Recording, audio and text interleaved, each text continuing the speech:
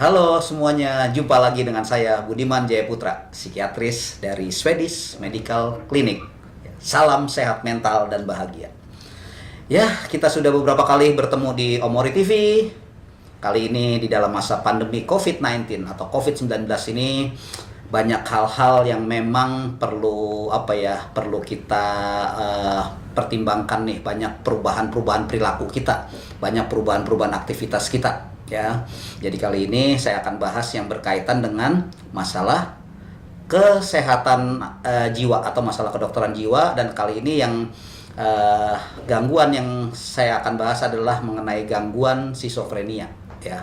Nah, oke, mari kita lihat apa sih skizofrenia itu. Skizofrenia itu adalah gangguan jiwa yang berat ya, yang ditandai dengan adanya kekacauan pikiran dan persepsi yang mendasar serta ekspresi wajah yang tidak wajar dan tumpul ya. Jadi di sini kita perlu lihat ada beberapa clue-nya ya. Pertama, gangguan jiwa yang berat ya. Secara umum saudara-saudara ya, gejala skizofrenia itu dibagi menjadi dua macam ya. Ada yang disebut gejala positif dan ada gejala negatif. Sebetulnya sih ada beberapa gejala ya. Jadi ada gejala positif, gejala negatif, dan gejala kognitif. Ya, itu adalah penurunan kita punya proses pikir ya. Tapi untuk kali ini saya coba hanya bahas mengenai gejala positif dan gejala negatif ya, karena ini yang paling sering terjadi. Ini dulu yang kita tangani ya. Gejala positif, yang pertama adalah ada satu keyakinan yang salah atau satu waham atau satu delusi. Jadi orang-orang yang mengalami skizofrenia ini yang paling sering adalah ada satu waham atau keyakinan yang salah. Misalnya dia merasa ada orang yang memang ingin menjahati dia dan dia yakin, walaupun kita bilang enggak, orang itu baik kok begini, tetap dia tidak mau terima. Jadi keyakinan yang salah ini adalah walaupun kita sudah berikan bukti-bukti ketidakbenaran yang dia tidak mau percaya, tetap dia pertahankan keyakinan dia yang salah. Makanya orang-orang gangguan jiwa ini biasanya sering sekali tidak gampang percaya sama orang. Karena apa? Yaitu dia ada satu keyakinan yang dia pegang. Kemudian gejala positif yang berikutnya adalah kekacauan proses pikir. Nah, proses pikir ini seperti yang tadi di awal juga saya sudah katakan ya, mereka yang kita sebut kadang-kadang yaitu kacau ya, atau ya akhirnya terbentuk dalam hal bicara yang kita sebut bicaranya kacau, yang ngaco ya. Ini karena ada kekacauan dari proses pikir. Ya, proses pikir ini memang sudah tidak nyambung. Jadi kalau kita lihat komponen jiwa itu kan terdiri dari pikiran, perasaan, dan perilaku. Nah, ini harusnya saling menyambung ini antara pikiran, perasaan, dan perilaku. Nah, kalau tidak saling menyambung, akhirnya terjadi kekacauan proses pikir. Pikirannya ke barat, perasaannya ke timur. Ini yang nggak nyambung. Jadi akhirnya apa? Yaitu lagi suasana seneng, dia tiba-tiba cuma bengong, ya kayak orang sedih. Atau lagi suasana sedih, dia malah ketawa terbahak-bahak ya. Ini karena ada satu kekacauan proses pikir. Kemudian yang paling sering juga adalah halusinasi atau perilaku halusinasi. Apa bedanya halusinasi dengan perilaku halusinasi? Halusinasi ini adalah dia mendengar atau mengalami sesuatu yang sebetulnya tidak ada. Ya, halusinasi biasanya kalau untuk orang yang skizofrenia adalah halusinasi pendengaran. Dia mendengar suara-suara, bisikan-bisikan. Oleh karena itu kita sering menonton di TV ya, seorang anak yang menusuk orang tuanya atau melakukan tindakan kekerasan ya, karena dia katanya dengar suara-suara yang menurut dia katanya suara Tuhan lah, suara dewa lah, suara apa gitu. Padahal itu sebetulnya halusinasi ya. Itu kalau dia memang halusinasi dari suara, atau kadang-kadang dia halusinasi halusinasi penglihatan. Ya, biasanya dia seperti bisa melihat bayang-bayang atau melihat asap. Tapi kalau halusinasi penglihatan biasanya memang ada gangguan di otak ya. Ini tidak khas untuk gangguan jiwa ya. Kalau untuk gangguan jiwa biasanya khas adalah halusinasi pendengaran atau halusinasi penciuman. Ya, dia mencium sesuatu, biasanya bukan sesuatu yang nyaman ya, sesuatu yang misalnya bau bangkai ya, atau bau yang tidak nyaman ya.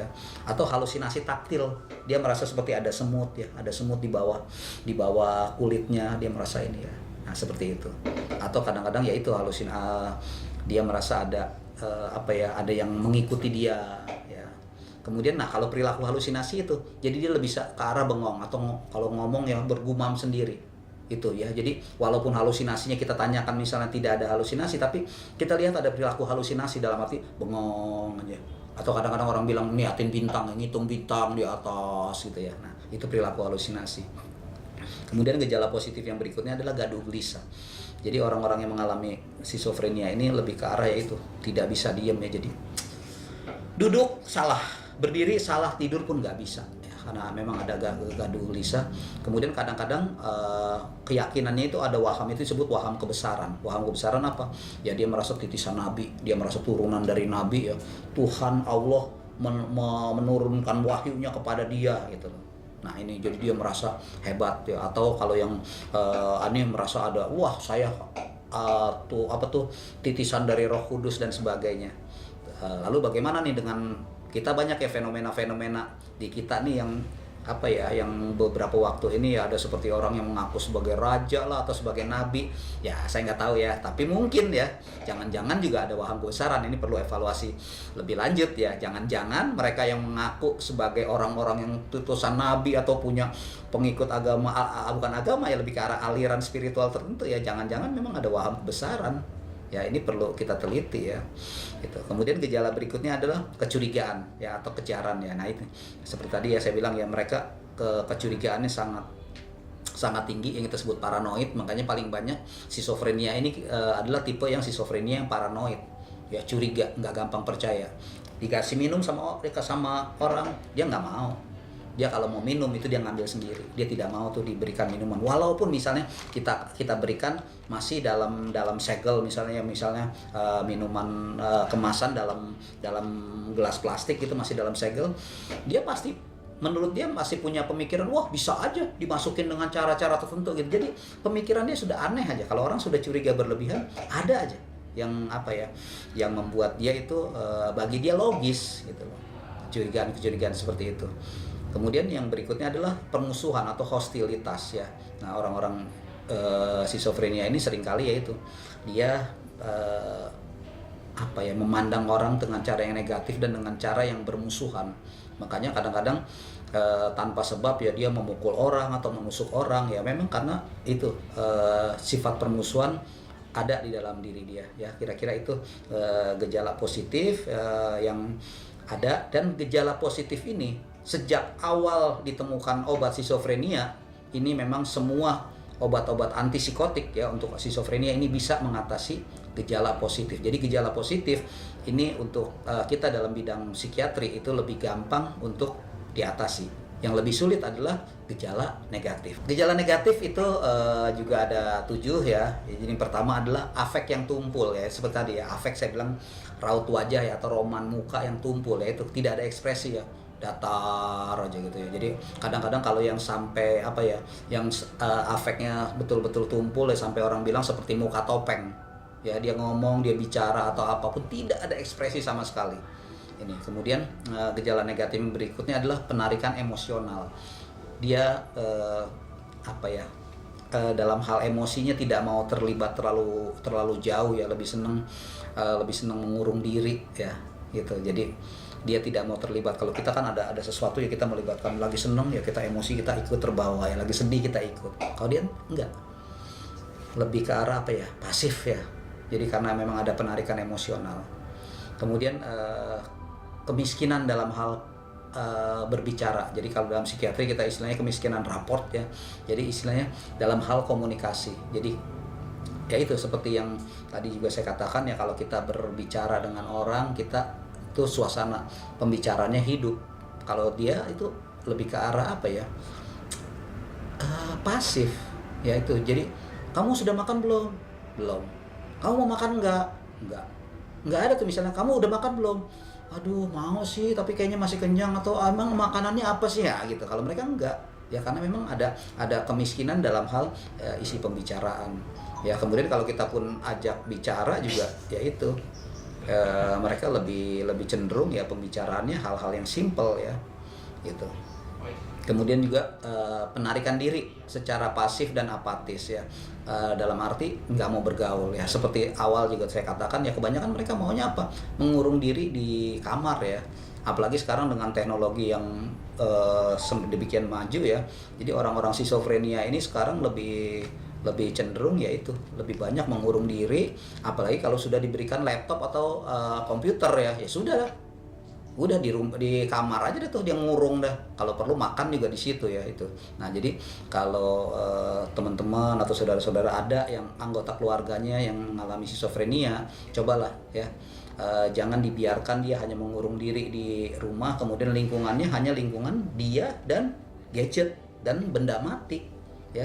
Cobalah dibiasakan ya, jadi kalau perlu mereka ini apa tuh, diajak untuk bersosialisasi.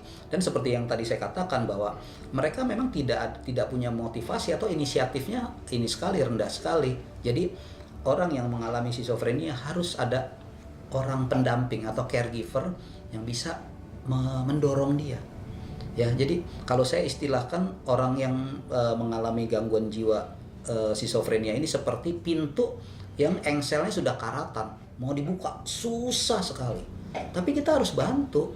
Makin kita tidak buka pintu itu, makin sulit dibuka. Awalnya memang akan berat sekali buka pintu yang engselnya memang sudah karatan ya. Tapi kalau begitu kita sudah dia bergerak dikit ya, lama-lama itu engselnya akan ringan. Nah begitu juga pasien-pasien yang mengalami schizophrenia. Jadi jika teman-teman ada di antara anggota keluarganya mengalami schizophrenia, coba dibantu. Pagi-pagi mereka sulit bangun, dibangunkan, kita bangun, kita motivasi, kita bangunkan. Lalu apa? Ajak olahraga. Setelah olahraga apa? Kita bebersih, misalnya bebersih rumah, ajak dilibatkan. Karena mereka tidak ada inisiatif, mereka tidak mau tuh lihat rumah berantakan, beberes, nggak mau. Harus kita bantu. Kita kadang-kadang berpikir, aduh capek hati dah, gue mau nyuruh dia, baru sebentar kerja sudah berhenti. Ya memang seperti itu, harus dibantu. Karena makin kita tidak membantu ya seperti engsel pintu, makin kita tidak buka, engselnya makin rapat dan lama-lama tidak bisa dibuka istilahnya. Harus diusahakan ya. Dan anggota keluarga yang istilahnya yang masih dalam batas normal kita anggap ya harus membantu. Ya, sebetulnya pasien-pasien ini juga orang yang mengalami gangguan schizophrenia juga ingin sembuh, ingin sehat seperti kita. Cuma dia nggak tahu caranya gimana. Makanya harus melibatkan caregiver atau orang pendamping ya. Gitu. Kemudian gejala negatif berikutnya adalah kesulitan dalam berpikir abstrak. Apa tuh kesulitan dalam berpikir abstrak? Sulit. Jadi kalau sekarang misalnya gini, teman-teman kalau saya tanya, apa arti pepatah ada gula ada semut? Nah tentu kita langsung berpikir, wah kalau ada gula ada semut artinya itu, wah kalau di tempat sesuatu ada ramai orang pada berkunjung ke sana kan gitu.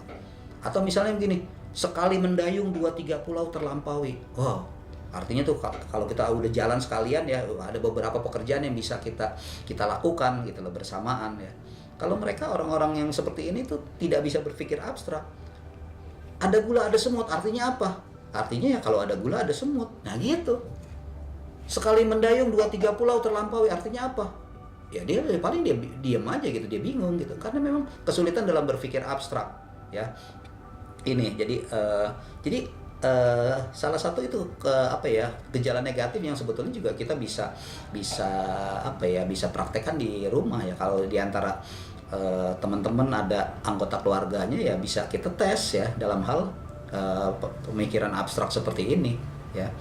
Kemudian gejala yang berikutnya adalah bicaranya kurang spontan dan lamban ya, sama seperti tadi saya bilang ya, dengan kemiskinan rapot juga mirip-mirip ya. Jadi bicaranya itu kalau bicara lama gitu sampai kita kadang-kadang kita gregetan, ini ngomong-ngomong aja lama banget gitu loh, sampai kita yang akhirnya jadi gregetan ya, karena memang itu salah satu gejala mereka. Kemudian gejala negatif yang berikutnya adalah pemikiran yang stereotipik, artinya pemikiran yang aneh ya. Ini memang dia punya pola pikirnya memang berbeda dengan kita ya. Dia punya pemikiran yang kalau menurut kita aneh sendiri ya. Apa itu gangguan jiwa yang berat ya? Jadi kalau kita menyebut gangguan jiwa berat berarti ada gangguan jiwa yang sedang dan ada juga yang ringan ya. Nah jadi schizophrenia itu adalah gangguan jiwa yang berat, berarti ada gangguan jiwa yang juga tidak terlalu berat, ada ya, banyak. Jadi memang gangguan jiwa yang berat ini yang kita sebut adalah schizophrenia, dan ini paling ya dalam kasus psikiatri adalah yang paling berat ya. Sama seperti kalau kita ke dokter saraf ya, yang paling berat apa? Stroke. Jadi kalau orang ke dokter saraf katanya, wah cuma orang stroke yang ke dokter saraf ya. Sehingga kalau zaman 20-30 tahun yang lalu kadang-kadang orang gangguan jiwa dengan orang gangguan neurologi atau gangguan saraf itu disamakan ya. Kadang-kadang dibilang dasar lu orang saraf katanya ya. Padahal bukan, berbeda ya. Kalau saraf itu memang kita punya struktur di otak ya. organnya. Kalau gangguan jiwa itu adalah pikirannya, ya. Itu yang berbeda. Jadi kalau ada gangguan jiwa berat, saya katakan juga ada gangguan jiwa yang sedang dan ringan. Kali ini saya tidak membahas gangguan jiwa yang sedang atau ringan, ya kita akan bahas dulu tentang skizofrenia, itu gangguan jiwa berat. Nah, kenapa ini dikatakan sebagai gangguan jiwa berat? Karena adanya kekacauan dari pikiran. Nah, kadang-kadang kita sering bertemu dengan orang skizofrenia, ya, itu kita katakan, aduh, diajak ngomong kok nggak nyambung ya, gitu ya, atau ngomongnya ngaco, ya seperti ini. Itu kira-kira definisi secara umum mengenai skizofrenia. Ya, lalu kita lihat berikutnya, apa lagi sih gejala-gejala yang ada pada orang yang mengalami gangguan skizofrenia? Seringkali arus pikirannya terputus-putus, atau mengalami sisipan, atau terasa tersedot atau tertarik oleh sesuatu dari luar. Ya, jadi ini gampang sebetulnya kalau kita bertemu ada seseorang atau ada anggota keluarga kita yang mengalami skizofrenia, ya kita bisa melihat arus pikiran dia terputus-putus, dalam arti ketika sedang berbicara tiba-tiba dia kayak bengong gitu loh. Karena itu memang pikirannya terputus, ya. Atau kadang-kadang mengalami sisipan. Ketika lagi ngobrol, misalnya lagi cerita, wah tadi saya ke pasar, lagi ada orang misalnya rame sekali pada jualan sayuran apa segala macam, tiba-tiba dia pindah topik pembicaraannya gitu, karena dia merasa ada yang menyisipi pikiran dia dari luar. Tiba-tiba misalnya dia berbicara mengenai kemacetan lah, mengenai sekolahnya lah, mengenai pekerjaannya. Jadi itu kadang-kadang jadi ada sisipan. Makanya kadang-kadang dalam hal mengevaluasi seseorang yang mengalami gangguan skizofrenia, kita para dokter psikiatris ini menanyakan, ada tidak dia merasa ada pikiran dari luar yang masuk. Jadi dia biasanya merasa seperti ada pikiran dari luar yang masuk, dia nggak tahu ini pikiran siapa, kok bisa masuk ke kepala dia, gitu. Atau terasa tersedot, ya. Jadi kadang-kadang dia merasa kepala dia ini seolah-olah kosong, kayak ada sesuatu yang nyedot pikiran dia. Ya, ini salah satu gejala skizofrenia. Kemudian bagaimana dengan perasaan mereka? Suasana perasaan mereka tampak dangkal, kemudian cepat berubah-ubah dan tidak serasi. Seperti apa suasana perasaan yang dangkal, cepat berubah dan tidak serasi? Yaitu, jadi mereka ini kalau mengalami satu kegembiraannya tidak berwarna. Jadi kalau kita kan tertawa, wah terbahak-bahak. Kalau dia nggak tertawa, ya. Kalau sedih juga gitu. Misalnya orang tuanya mengalami sakit berat atau orang tuanya meninggal, kita nangis mungkin sampai meraung-raung, dia biasa aja gitu. Karena memang suasana perasaannya dangkal dan seringkali cepat berubah. Makanya kadang-kadang kita bingung, ini mereka lagi bicara enak ya, lagi lagi ngobrol seneng-seneng, tiba-tiba terdiam loh, terus tiba-tiba misalnya nggak mau ngomong. Nah, ini memang cepat sekali suasana perasaan itu berubah-ubah. Kemudian gejala yang berikutnya adalah kebingungan dalam mengambil keputusan yang sederhana. Jadi kalau kita misalnya gini, teman-teman dikasih pilihan, kamu senangnya apel apa jeruk sih? Ya mungkin kita gampang ya ngasih pendapat ya, oh saya senangnya apel, oh saya senangnya jeruk, atau saya senang mangga. Atau gini, kamu besok mau makan apa? Makan ketoprak atau gado-gado atau soto gitu. Kita mungkin langsung mengambil keputusan dengan cepat. Kalau mereka itu sulit sekali mengambil keputusan sederhana. Mau jeruk apa mau apel? Jeruk apa apel ya? Jeruk apa apel gitu. Jadi sulit sekali ya, karena memang ada satu kebingungan. Kemudian gejala yang lainnya adalah gangguan kemauan. Ya, gangguan kemauan yang tampak seperti tidak bertenaga. Jadi seperti orang yang ya mungkin kalau orang sekarang ya ada istilahnya mager ya, malas gerak ya. Ya itu sebetulnya dulu awal-awalnya sih memang orang-orang yang mengalami gangguan jiwa atau skizofrenia ya mereka memang mager. Ini banget ya. Jadi makanya kita sering lihat mereka terbengong-bengong. Ya diam aja gitu berjam-jam karena memang nggak ada kemauan. Kemudian ogah-ogahan ya. Jadi motivasinya hampir tidak ada. Jadi kalau kita tuh bersemangat gitu, misalnya pagi hari atau kita mau ada ke pesta atau mau kemana, kita wah seneng gitu. Kalau mereka seolah-olah tidak ada motivasi, tidak ada keinginan, kemudian juga senang berdiam diri. Makanya orang-orang yang mengalami skizofrenia biasanya tuh sering mengurung diri di kamar ya. Dan biasanya di kamarnya apa, wah keluarga tuh udah mengeluh, aduh kamarnya bau gitu loh. Karena apa? Jarang mau mandi, nggak mau ganti baju, ngurung di kamar. Dan biasanya apa? Ngurung di kamar ngerokok. Waduh, jadi kamarnya sudah bau luar biasa ya. Itu jadi hati-hati ya. Jadi kalau di antara anggota keluarga kita ada yang mulai mengalami gejala seperti ini, harus segera mendapatkan penanganan agar tidak bertambah berat. Nah, bagaimana sih kalau kita untuk mendeteksi seseorang ini mengalami gangguan jiwa apa atau tidak sih? Jadi sebetulnya kalau teman-teman di antara anggota keluarga kita ya, kalau kita mau perhatikan sebetulnya sebelum sakit itu biasanya kita sudah melihat ada gangguan-gangguan perilaku terhadap mereka, seperti sudah kehilangan minat, kemudian aktivitas sosial dalam arti sudah tidak mau bergaul, kemudian penelantaran penampilan ya, nggak peduli, seminggu nggak mandi nggak apa-apa, 3 hari nggak sikat gigi nggak ada masalah ya. Jadi biasanya kalau dulu ada istilahnya, waktu saya masih kuliah di kedokteran umum dulu masih ada istilahnya, ada 3M tuh, 3 males katanya. Malas makan, malas mandi, sama malas tidur. Ya itu katanya ya. Jadi kalau sudah mulai malas gitu tuh, biasanya memang orang-orang yang mengalami gangguan jiwa awal-awalnya seperti itu. Penelantaran perawatan diri ya, nggak peduli dia. Rambut acak-acakan, aut-autan, dia nggak pernah sikat gigi, nggak pernah mandi. Makanya banyak orang yang biasanya kalau bertemu dengan orang-orang gangguan jiwa berat itu kan kita lihat ya, perawatan dirinya buruk. Apalagi kalau yang sudah kronis ya, sudah menggelandang ya, kadang-kadang hanya pakai cawat aja ya, cuma bagian bawahnya yang ditutupi ya, rambutnya sudah gimbal, kulitnya hitam ya itu.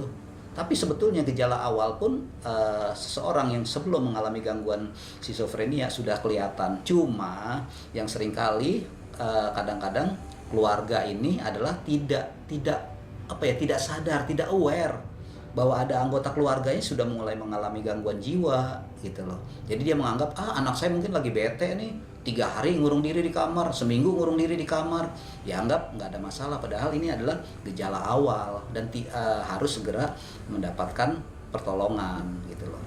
Nah kemudian untuk orang yang telah mengalami skizofrenia juga ada gejala sisa ya. Gejala sisanya apa? Biasanya kelambatan psikomotor atau kelambatan bergerak. Jadi biasanya orang-orang yang telah mengalami gangguan jiwa yang berat dan sudah berlangsung lama itu mereka sudah menjadi orang yang lamban. Gerakannya pelan banget ya, kalau kita lihat ya, mereka seolah males sekali. Kemudian penurunan aktivitas ya, nggak mau ngapa-ngapain, bener-bener males gerak, mager banget gitu ya. Kemudian ekspresi mukanya tumpul, jadi orang bilang kayak muka topeng ya. Kalau kita kan beda ya, kayak misalnya saya ya, saya lagi seneng, senyum, saya lagi sedih, mungkin ini ya. Kalau dia nggak, datar aja, nggak ada ekspresi ya. Nah itu jadi afeknya tumpul ya. Kemudian tidak punya inisiatif. Jadi kalau kita kan misalnya wah tempat kita berantakan, sudahlah, ada keinginan untuk merapikan, untuk membereskan. Kalau dia nggak mau ya, dia nggak mau. Sampai ada yang bilang katanya orang skizofrenia itu kayak paku, diketok baru jalan, nggak diketok udah nggak jalan gitu. Jadi mereka pun harus disuruh, misalnya suruh mandi gitu loh, mereka baru mau mandi, itu pun dengan gaya yang lamban sekali ya. Kemudian dalam hal berbicara juga ini sangat baik jumlahnya, kuantitas maupun kualitasnya ini sangat minim. Jadi orang sebut katanya miskin isi dan kuantitas pembicaraan. Jadi kalau kita tanya, beda dengan kita. Anak kita misalnya pulang sekolah, kita tanya, "Nak atau Dek, tadi kamu di sekolah ngapain?" "Oh iya Ma, aku tadi begini-begini." Atau "Oh iya Pak, tadi aku di sekolah ketemu ini segala macem." Gitu. Kalau orang-orang yang mengalami skizofrenia, ini isi pembicaraan ini biasanya hanya hal-hal yang sangat sederhana dan paling lebih ke arah ya tidak gitu. "Kamu tadi di sekolah ngapain?" "Biasa aja." "Terus kamu udah makan belum?" "Udah." "Kamu mau ngapain lagi ntar?" "Nggak tahu." Ya gitu-gitu aja itu. Karena memang istilahnya miskin pembicaraan. Kemudian komunikasi nonverbal, perawatan diri dan kinerja sosial juga buruk ya. Dalam arti komunikasi nonverbalnya apa? Yaitu kalau kita kan gua nggak mau kita badan ya banyak bergerak ya, apa segala macam gitu. Kalau mereka enggak, diam aja. Gitu komunikasi nonverbal. Jadi kalau kita ajak tanya jawab, ya enggak, gitu ya. Itu seperti itu. Kemudian perawatan diri juga buruk ya, kinerja sosial dalam arti dia tidak mau bergaul dengan orang lain. Kebanyakan lebih senang mengurung diri. Apa yang menyebabkan seseorang ini mengalami gangguan jiwa berat sehingga sampai timbul schizophrenia ini? Jadi ada berbagai teori ya yang menyebutkan ya. Jadi ada teori biasa ya, kalau kedokteran itu pasti genetik nih pertama kali. Jadi ada nggak sih keturunan ya? Jadi memang dari beberapa penelitian memang menunjukkan bahwa genetik atau faktor keturunan ini memang berpengaruh. Jadi pernah ada penelitian, jadi kalau salah satu orang tuanya mengalami schizophrenia, anaknya kemungkinan sekitar 16-17% katanya dikatakan akan mengalami schizophrenia. Kemudian kalau kedua orang tuanya mengalami schizophrenia itu hampir sekitar 35 atau 40% gitu. Itu akan mengalami schizophrenia. Oleh karena itu faktor genetik ini atau faktor keturunan ini kan sudah sebetulnya sudah menjadi rahasia umum ya. Kita pun bukan hanya di masalah kedokteran ya. Sekarang kalau kita mau di nenek moyang kita pun kalau mau cari jodoh kan selalu pilih bibit, bebet, bobot. Ya katanya apa? Karena katanya wah kalau nanti orang tuanya begini nanti anaknya juga begini. Ya itu karena memang pengaruh dari genetik, pengaruh dari keturunan. Ya. Ini sangat kuat gitu. Jadi memang schizophrenia ini pun termasuk faktor genetik juga berperan dalam hal ini. Kemudian faktor lain adalah faktor biologi ya, dikatakan jadi ada unsur-unsur biologi tertentu di dalam badan yang berpengaruh ya. Kemudian ada lagi teori mengenai stresor ya, katanya stresnya kalau makin berat ya orang akan mengalami schizophrenia, tapi kalau dia tidak mengalami hal-hal yang berat beban hidupnya dia tidak mengalami schizophrenia. Atau ada lagi teori neurotransmitter ya, katanya ada beberapa neurotransmitter misalnya seperti dopamin, serotonin, kemudian GABA yang berperan di dalam menyebabkan seseorang mengalami gangguan jiwa berat atau schizophrenia. Namun penyebab pastinya tidak diketahui. Cuma dalam beberapa kasus yang saya temui di dalam praktek sehari-hari itu biasanya faktor stresor yang lebih banyak berperan ya. Karena faktor stresor itu adalah sama seperti kita kekuatan fisik. Kekuatan fisik kita misalnya sebagai orang yang fisiknya sangat kuat, tapi misalnya tidak dapat makanan yang baik, kemudian kena hawa yang jelek, kehujanan dan sebagainya, mungkin kita akan sakit. Ya, itu walaupun kita kuat, tapi kalau stresornya atau faktor yang membebani kita itu semakin besar, itu juga kita tidak akan kuat. Nah, demikian juga faktor mental seseorang, kekuatan mental seseorang mungkin kuat, tapi kalau stresornya lebih besar daripada kekuatan dia pun akan jatuh ke dalam gangguan jiwa berat. Nah, begitu juga sebaliknya. Seseorang mungkin dia punya dia punya ketahanan mentalnya tidak kuat, dalam arti lemah, tapi dia selama hidupnya misalnya happy, tidak pernah dapat stresor, ya tidak muncul juga gitu. Jadi tidak bisa kita mengatakan bahwa wah kalau orang nih kondisi mentalnya lemah, cenderung akan mengalami gangguan jiwa, tergantung stresornya muncul atau tidak. Jadi saya sering pakai istilah kita punya telur, selama telur itu misalnya ini saya punya telur ini saya taruh di meja, selama tidak ada yang menyentuh ini sampai minggu depan pun telur ini akan utuh, atau mungkin sampai 1 bulan telur ini juga akan utuh ya. Tapi sebaliknya, seandainya saya punya gelas ini tentu lebih kuat daripada telur, tapi kalau gelas ini saya banting, mungkin dia gelas ini walaupun lebih kuat dia akan lebih pecah duluan ya. Jadi tidak semata-mata stresor itu bukan stresor, maksud saya ketahanan mental itu berperan segala-galanya, tergantung stresornya. Ketahanan mental lemah, stresor tidak ada, tidak muncul gangguan jiwa. Ketahanan mental kuat tapi stresor jauh lebih kuat, dia bisa memunculkan gangguan jiwa. Karena ini berdasarkan pengalaman saya pernah mendapatkan cerita ketika gempa di Jogja beberapa tahun yang lalu ya. Itu ada seseorang yang memang seorang kepala keluarga yang sangat tough ya, sangat kuat ya, tapi akhirnya harus mengalami gangguan jiwa, walaupun tidak ada gangguan jiwa berat ya. Jadi gangguan jiwa yang psikotik yang akut. Karena apa? Ketika gempa terjadi ternyata rumahnya itu terkubur oleh oleh timbunan tanah akibat gempa. Dan bukan hanya rumahnya, ternyata yang terkubur di dalamnya rumah berikut anak dan istrinya. Nah, dengan stresor seperti ini orang yang sekuat apapun tidak akan mampu bertahan ya, gitu loh. Tapi untunglah dia segera dapat penanganan sehingga akhirnya dia tidak jatuh ke dalam gangguan jiwa yang berat ya. Tapi secara umum kita mengatakan bahwa untuk skizofrenia ini penyebab pastinya sampai saat ini tidak bisa ditentukan secara pasti, hanya dugaan-dugaan. Jadi kita hanya membuat satu hipotesis bahwa kemungkinan genetik berperan, biologi berperan, stresor berperan, neurotransmitter dan sebagainya. Ya. Atau contoh lain misalnya di saat sekarang nih lagi pandemi COVID-19 ya. Kita ini kan orang gangguan jiwa berat tadi kan salah satu gejalanya adalah dia ada satu kecurigaan yang berlebihan. Nah, sekarang dengan COVID-19 ini merebaknya virus ini orang menjadi ya saya bilang ya maaf ya kalau saya katakan paranoid ya. Jadi sehingga ketakutan. Kita nih nggak jelas nih. Kita nggak jelas siapa yang siapa yang di dalamnya ada faktor yang menyebabkan orang lain tertular virus COVID-19. Kemudian juga perilaku obsesif kompulsif. Kita nih seringkali begitu habis menyentuh sesuatu, cuci tangan, pakai hand sanitizer apa segala. Ini kan seperti orang yang paranoid. Nah, hal-hal seperti ini juga ini akan sangat berpengaruh sebagai satu stresor. Jadi orang yang normal saja untuk pada saat COVID-19 ini, menurut saya nih sudah mulai jiwanya terganggu. Cuma hati-hati memang ya, jangan sampai kita menjadi paranoid yang berlebihan sehingga ketakutan kita betul-betul sampai mengganggu kita punya kondisi mental dan aktivitas ya. Atau misalnya seseorang satu keluarga yang mungkin dalam beberapa waktu yang lalu kita dengar di berita ya, sampai ada satu keluarga yang dijemput sama petugas medis dijemput sama petugas kepolisian ya untuk dibawa ke rumah sakit. Karena apa?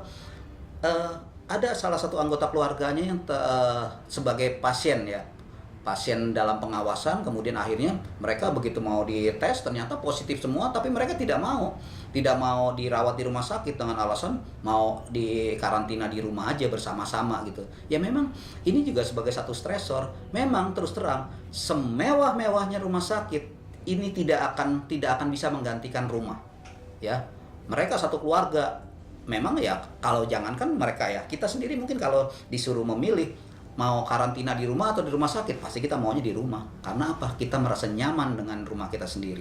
Nah, begitu juga mereka yang terkena COVID-19 ini ya mungkin ya itu. Mereka satu stresor baru ya. Stresor baru harus di rumah sakit sehingga mereka tidak mau. Ini yang pertama. Yang kedua, mereka pun agak timbul ketakutan. Saya ini bisa survive nggak nih melewati COVID-19? Ya, walaupun memang berita-berita yang sembuh lebih banyak daripada yang meninggal, tapi kalau kita terkena COVID-19 pasti kita juga akan diliputi oleh satu ketakutan, satu kekhawatiran. Saya bisa survive nggak nih melewati COVID-19 ini? Ya, jadi ini juga satu stresor ya. Jadi yang penting teman-teman, saudara-saudara semua, ketika kita mengalami masalah kejiwaan, apalagi di saat pandemi seperti ini ya, kita jadi ada timbul kecurigaan yang berlebihan, timbul rasa ketakutan yang berlebihan. Cobalah kita kita lebih realistis ya. Jangan takut berlebihan. Ya seperti di ini saya sebelumnya saya pernah mengajarkan mengenai meditasi. Coba juga saya harapkan ya teman-teman, saudara-saudara semua di rumah bisa melatih meditasi, karena ini akan sangat berguna untuk mengenali kondisi mental kita sehingga kita tidak dibawa oleh suasana perasaan kita yang memang menjerumuskan kita. Orang skizofrenia ini bisa diobati nggak sih? Ya, ini juga saya sering dapat pertanyaan seperti ini dari orang tua ya, orang tua pasien ya, biasanya datang ke saya, dok, ini anak saya bisa disembuhkan nggak sih? Apa segala macam. Nah itu saya bilang Bu, kalau nggak bisa disembuhkan ya buat apa dibawa ke dokter ya. Ya jadi pasien skizofrenia ini ya memang bisa diobati ya. Kemudian pengobatannya gimana? Nah, kalau saya biasanya saya mengobati ada beberapa tahap ya. Tahap pertama biasanya tahap yang masih awal, tahap akut ya. Kita lihat kalau dia masih gaduh gelisah, dia masih masih penuh pemikiran yang curiga ya, ini biasanya terapi awalnya tuh saya memberikan termasuk obat suntik ya, atau obat yang short acting ya. bekerja dengan segera. Kemudian biasanya saya tidak melakukan wawancara yang terlalu banyak ya, karena apa? Mereka sudah tidak nyaman. Orang seperti itu biasanya tahap pertama saya hanya menangani kegaduh gelisahannya dulu. Nah kemudian tahap berikutnya setelah dia sudah mulai tenang, nah baru kita bisa tanyakan apa sih yang membuat dia merasa tidak nyaman dan sebagainya ya gitu. Kemudian begitu dia sudah merasa kooperatif dengan kita sebagai terapis, dengan saya sebagai terapis, ya mulai saya berikan psikoterapi ya. Biasanya saya membagi pasien itu dalam pengobatan ya seperti itu ya, secara bertahap ya. Kemudian kenapa sih pasien ini harus diobati? Karena gini, skizofrenia ini adalah satu gangguan jiwa, satu penyakit ya di dalam hal kejiwaan, dan ini harus diobati. Kalau tidak diobati, bebannya akan menjadi bertambah, kesulitannya akan menjadi bertambah, kemudian biaya akan menjadi bertambah. Dan yang lebih penting adalah kita harus kasihani mereka. Pasien-pasien skizofrenia merasa tidak pernah nyaman di dalam diri dia. Itu yang namanya kenyamanan itu adalah sesuatu hal yang sangat minim didapatkan. Oleh karena itu kita harus bantu mereka untuk bisa lepas dari penderitaannya ya, harus diobati. Dan biasanya memang kesulitannya adalah apa? Kesulitannya mereka tidak merasa dirinya sakit. Ini yang kesulitan tersendiri dalam bidang psikiatris ya. Jadi dia tidak merasa dirinya sakit, sehingga kita memerlukan upaya paksa untuk membantu dia supaya mau berobat ya. Jadi biasanya saya paling sering mendapatkan biasanya orang tuanya yang datang, aduh dok, anak saya nih seperti ini tapi dia nggak mau dibawa berobat gitu. Akhirnya kita bohongin ya, entah pakai obat cair, kita masukin ke dalam makanan atau minuman ya, bisa bisa dengan cara seperti itu. Cuma memang tidak baik ya. Yang terbaik adalah mereka kita sadarkan bahwa mereka ini sedang mengalami masalah kejiwaan dan harus mendapatkan pengobatan ya, supaya apa ya, itu tadi biayanya, bebannya, kesulitannya tidak bertambah besar ya. Karena sekali orang mengalami gangguan jiwa itu akan terjadi penurunan di fungsi kognitif mereka ya. Seperti tadi saya katakan bahwa gejala skizofrenia ini bukan hanya gejala positif dan gejala negatif, adalah ada ketiga gejala kognitif. Pemikiran mereka proses kognitif mereka semakin menurun. Jadi istilah awamnya mereka tuh makin lama makin bodoh. Ya ini yang harus kita segera terapi, karena sudah banyak penelitian, sudah diteliti bahwa ternyata ketika seseorang mengalami gangguan jiwa, anggap sekarang, ketika dia tidak mendapatkan pengobatan, itu 5 tahun berikutnya ketika dilakukan penelitian lagi, struktur di otaknya sudah banyak mengalami perubahan, dan dia sudah mengalami sudah mengalami banyak penurunan dalam hal kognitif. Orang yang tadinya misalnya seorang yang bisa sekretaris, bisa mengetik, mungkin lama-lama udah nggak bisa ngetik lagi gitu loh.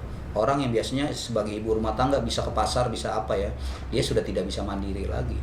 Karena salah satunya tadi ya, selain orang gangguan jiwa ini tidak bisa berpikir secara abstrak, mereka juga tidak bisa melakukan satu pekerjaan yang secara berurutan. Ya, orang yang mengalami gangguan jiwa berat ini, ketika kita suruh melakukan sesuatu ya, itu kita harus misalnya gini, coba kamu pergi ke warung A misalnya, beli kecap, kemudian setelah itu pergi ke toko B beli biskuit, kemudian ke toko C misalnya beli minyak goreng. Kalau kita sebagai orang yang normal ya, mungkin kita bisa pergi ke 3 tempat membeli 3 barang. Kalau mereka yang sedang mengalami gejala yang berat ya, mereka tidak bisa melakukan tindakan yang dianggap kompleks. Jadi dia akhirnya dia pergi dulu ke toko A atau ke warung A, beli misalnya beli minyak, udah dia pulang. Nanti dia pergi lagi ke toko B, dia beli biskuit. Dia pergi lagi ke toko C, dia beli minyak. Nggak bisa tuh sekali jalan dia ini. Nah itu. Oleh karena itu kita sebagai keluarga, kalau ada yang mengalami skizofrenia harus segera kita tolong. Karena apa? Agar beban mereka tidak bertambah berat.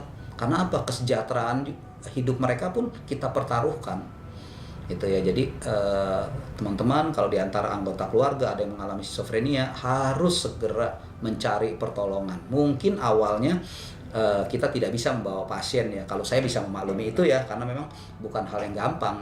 Jika di antara teman-teman ya ada anggota keluarga atau tetangga atau siapa gitu ya, orang terdekat ya yang mengalami skizofrenia, jadi ada beberapa hal yang harus diperhatikan ya. Yang pertama ini adalah obat. Ingat ya, obat tanpa seizin dokter jangan di stop. ya, karena ini yang paling penting. Mengapa saya letakkan obat ini nomor satu? Bukan hanya saya ya, seluruh psikiatris di dunia ini menempatkan obat di lini pertama. Kenapa? Karena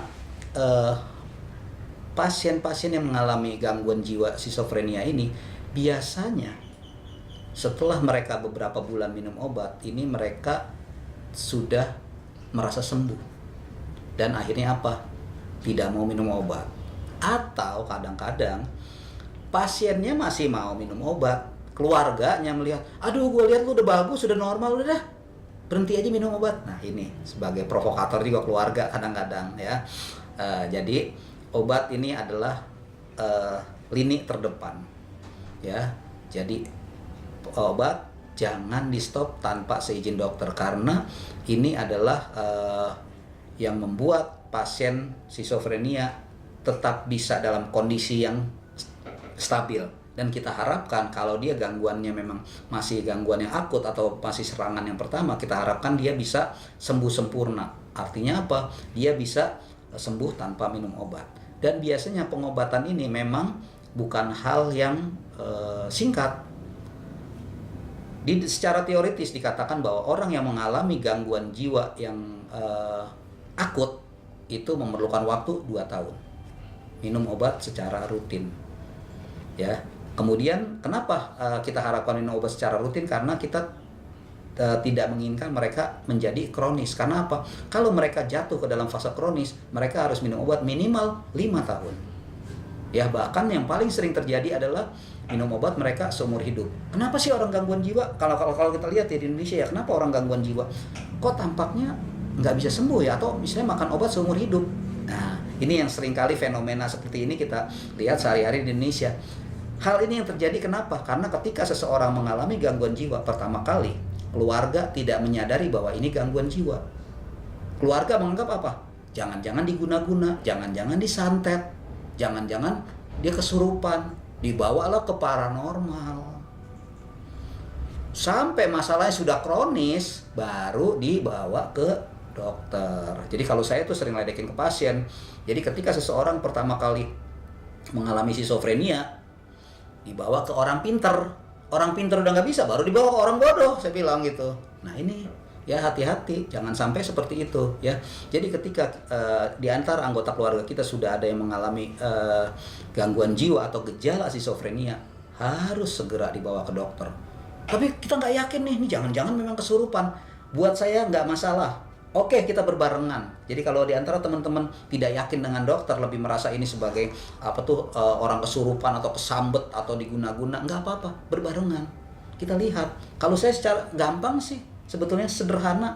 Jadi anggap lagi nih, saudara-saudara, anggap ini ada satu api, ya. Kemudian di sekitar api ini kita ada banyak nih, ada banyak cairan yang kita nggak tahu. Yang mana air, yang mana minyak, ya. Paling gampang gimana? Kita siramkan aja ke apinya, ya enggak? Kalau tiba-tiba kita siram ke api, tiba-tiba apinya padam, berarti ini apa? Air.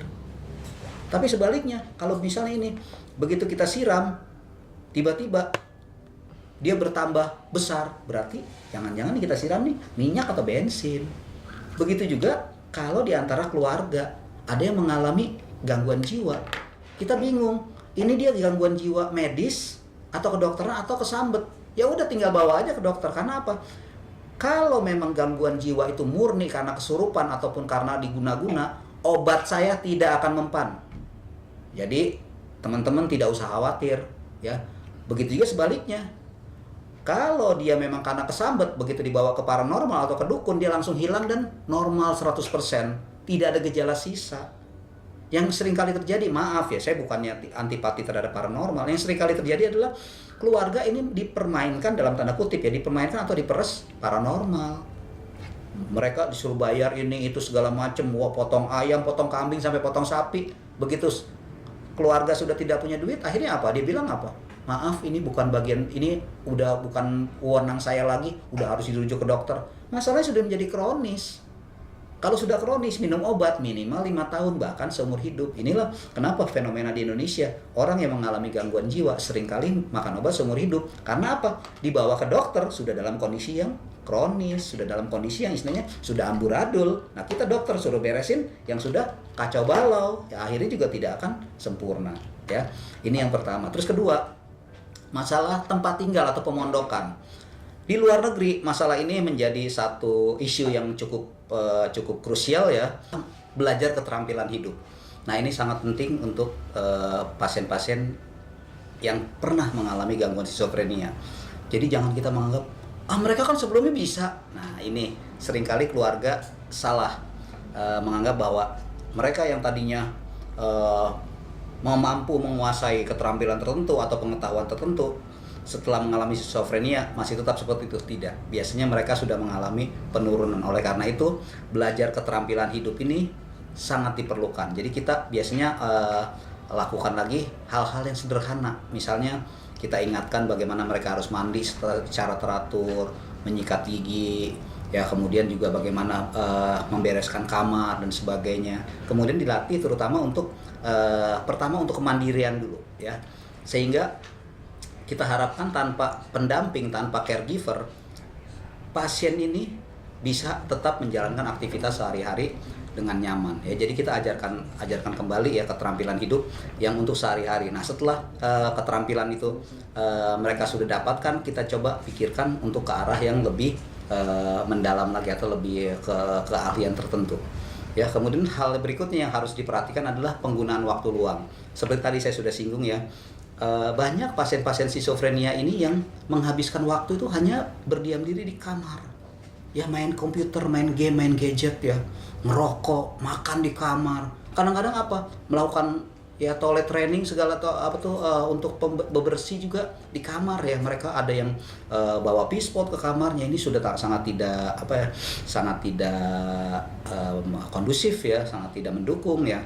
Oleh karena itu, penggunaan waktu luang ini harus benar-benar diperhatikan. Jadi keluarga saya harapkan membuat satu jadwal. Kalau saya biasanya kita buatkan satu jadwal harian untuk pasien, ya. Kita buatkan misalnya dari jam 5 sampai jam 7 bangun tidur, kita harus ngapain, kemudian jam 7 misalnya sarapan, setelah sarapan olahraga atau olahraga pagi dulu baru sarapan, kemudian ngapain, dan kemudian misalnya dia latihan menulis dan sebagainya. Ya, ini harus dibuatkan satu jadwal sehingga waktu luang itu betul-betul bermanfaat buat pasien, karena tanpa arahan, ya, pasien itu tidak tahu. Kita berikan arahan saja, pasien belum tentu bisa melakukan itu dengan baik, apalagi tanpa arahan. Jadi betul-betul harus dibuatkan jadwal. Kalau perlu dibuat di sebuah karton yang besar, kita sudah buatkan jadwal, ya. Jam sekian ngapain, jam sekian ngapain. Jadi mulai dari bangun tidur sampai tidur lagi, pasien sudah tahu. Karena apa? Mereka tidak ada inisiatif, sehingga perlu jadwal itu, sehingga mereka bisa mengikuti jadwal itu secara rutin. Kemudian hal lainnya yang harus diperhatikan adalah pekerjaan, ya. Seperti tadi saya katakan, belajar keterampilan hidup mulai dari dia supaya mandiri, kemudian kita latih untuk mereka supaya bisa mendapatkan pekerjaan. Biasanya setelah pasien mengalami skizofrenia, tidak mungkin kembali ke pekerjaan sebelumnya.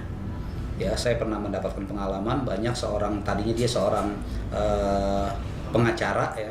Pengacara kemudian mengalami gangguan jiwa, sehingga ketika dia selesai masa penyembuhan di dalam skizofrenia, setelah kembali dia tidak lagi bisa sebagai pengacara. Akhirnya apa? Untung ada keluarganya yang membantu, ya, di kantor pengacara tersebut.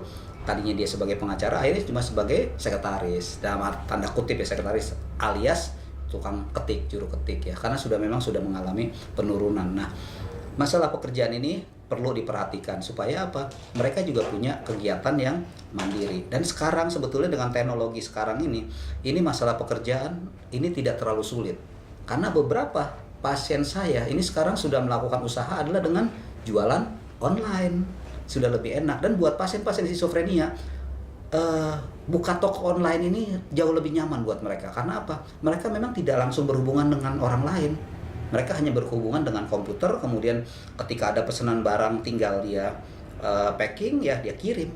Nah, ini dia merasa nyaman, ya. Jadi dengan sekarang dibandingkan 20-30 tahun yang lalu, masalah pekerjaan menjadi lebih ringan, ya. Kita tinggal arahkan bagaimana mereka bisa jualan online, kita berikan keterampilan sehingga mereka punya pekerjaan dan punya penghasilan. Kemudian masalah yang berikutnya adalah masalah pelatihan kembali atau retraining. Nah, ini juga diperlukan ya. Jadi kalau misalnya seorang pelajar atau mahasiswa, ya kita latih untuk bagaimana dia bisa belajar lagi secara intensif seperti dulu. Kalau kita arahkan dia ingin sebagai pedagang, ya kita latih kembali ya. Jadi biasanya pasien ini dalam hal misalnya sebagai wira swasta atau sebagai pedagang, ketika dia pasca perawatan atau pasca mengalami gangguan skizofrenia, dia akan sulit sekali menjadi pribadi yang mandiri. Ini biasanya perlu dukungan keluarga. Saya pernah punya pengalaman, ada seorang sarjana teknik ya, atau seorang insinyur, dia kemudian ya karena ada masalah rumah tangga mengalami skizofrenia. Kemudian setelah dia mengalami gangguan jiwa, dia tidak lagi bisa bekerja sebagai insinyur ya di proyek. Tapi untungnya keluarganya masih cukup kompak ya, bisa membantu dia. Akhirnya mereka buka kantin. Nah, awalnya itu si pasien ini didampingi oleh kakaknya. Ya, jadi begitu buka kantin, jadi dia pertama kali hanya duduk, liatin, kemudian minggu-minggu berikutnya mulai melayani tamu dengan memberikan daftar menu, kemudian melayani, memberikan makanan dan sebagainya. Kemudian setelah beberapa bulan mulai dilatih untuk juga bisa bagaimana melayani menu ya. Kemudian setelah beberapa bulan, 3-4 bulan sampai 6 bulan mulai bisa dilepas pelan-pelan, akhirnya bisa mandiri.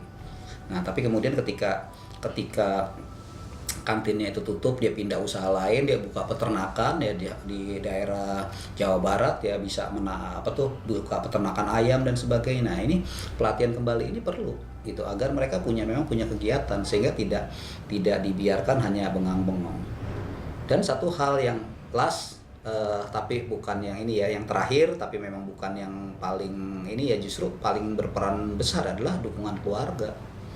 Jadi memang obat sebagai lini pertama, tapi dukungan keluarga walaupun ditempatkan di terakhir, tapi masih memegang peranan sangat penting, terutama untuk kita di Indonesia. Kalau di luar negeri mungkin ya mereka biasanya untuk pasien-pasien ini mungkin masalah pemondokan dipikirkan juga dia lebih ke arah ke panti rehabilitasi ya. Tapi kalau kita, dukungan keluarga ini untuk di Indonesia masih sangat berperan besar. Oleh karena itu mereka betul-betul merasa nyaman ya tinggal di dalam rumah. Cuma yang harus kita perhatikan adalah bahwa keluarga ini jangan sampai sebagai provokator yang membuat seorang pasien justru diprovokasi untuk berhenti obat. Ya, justru harus diingatkan terus. Karena seringkali yang terjadi adalah biasanya ketika pasien skizofrenia makan obat, berdasarkan pengalaman saya, biasanya setelah 3 bulan itu mereka betul-betul sudah merasa pulih, sudah merasa sehat kembali, istilahnya normal 100%. Ya, nah disitulah terjadinya krisis. Mereka mulai minum obat tidak teratur, mulai malas-malasan minum obat, ada rasa bosan dan sebagainya. Dan disinilah peranan keluarga yang perlu terus mengingatkan, perlu terus memberikan semangat. Karena jangan sampai mereka drop minum obat. Karena kalau mereka drop minum obat, akhirnya apa? Terjadi kekambuhan. Dan kalau sudah terjadi kekambuhan, kita perlu pengobatan yang lebih besar, perlu keuangan yang lebih besar, perlu waktu yang lebih lama untuk bisa memulihkan. Jadi memang diharapkan ketika pasien mengalami skizofrenia, kita mengharapkan tidak mengalami kekambuhan. Walaupun dalam faktanya adalah bahwa sekalipun minum obat secara teratur, pasien tetap ada satu fase kekambuhan. Ini sulit dihindari, tapi kita coba minimalisir. Makanya kadang-kadang pasien tuh ketika datang berobat kepada seorang psikiatris, biasanya yang pertama kali ditanyakan apa? Saya bisa sembuh atau tidak? Setelah misalnya itu, kedua ditanyakan makan obat berapa lama? Nah, ini harus kita bisa jelaskan ya, bahwa memang mereka memerlukan pengobatan yang cukup panjang gitu ya. Jadi para dukungan keluarga ini sangat berperan untuk kesembuhan pasien ya. Jadi saya harapkan, jadi kalau ada teman-teman yang anggota keluarganya ada yang mengalami skizofrenia, harus berikan dukungan yang sepenuhnya dan betul-betul diperhatikan agar mereka tidak mengalami kekambuhan. Seandainya sudah minum obat masih kambuh juga karena mungkin masih dapat stresor ya, kita mencegah seminimal mungkin, jangan sampai terjadi penurunan yang sangat drastis. Kira-kira itulah 7 hal yang harus kita perhatikan ya, agar kondisi pasien betul-betul kita harapkan bisa sembuh secara sempurna dan paling tidak bisa melakukan aktivitas sehari-hari secara normal. Ya, mungkin itu saja ya pembahasan tentang skizofrenia, gejala-gejalanya, pengobatannya, kemudian cara mengatasinya bagaimana, kemudian hal-hal apa saja yang harus kita perhatikan ya. Kita sudah bahas secara ringkas. Jangan lupa like, share, dan subscribe channel Omori TV. Kemudian juga nantikan info-info menarik lainnya sekitar psikiatri. Tetap semangat dan tetap waras di rumah.